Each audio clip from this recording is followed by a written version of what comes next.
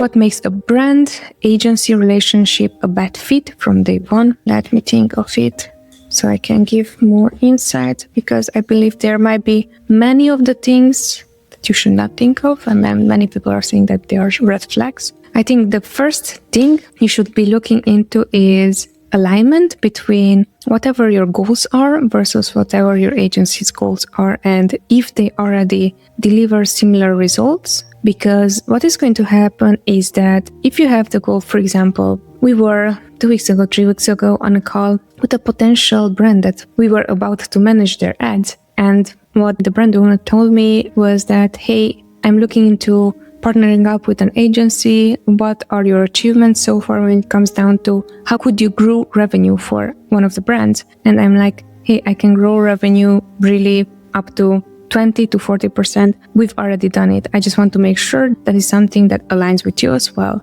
And she was saying, yeah, that is something that I'm looking for. And then I said, great. Also, I want to be upfront. Usually, we are not guaranteeing right away that growth, because we know also that, especially in the first month, is just like in any relationships, we are going to learn each other. What is their style of communication, our style of communication, their patience, our patience, their limits, our limits, and then are they asking constantly for out of scope work? Can we deliver that in a sense that it's not going to be feeling that, hey, I'm going to just answer all these questions that are not ad related, but I also have to manage the account, right? So within the first month, that's going to be really important for you to understand. But getting back to what I saw that it's going to be a bad fit from day one is alignment. And how quickly can you deliver on their alignment? Because if you're saying that you can deliver on the alignment and you're not delivering, then it's going to be, okay, so you told me this and so on. So this is why at this point, we're not even guaranteeing anything, any outcome. We're letting them know,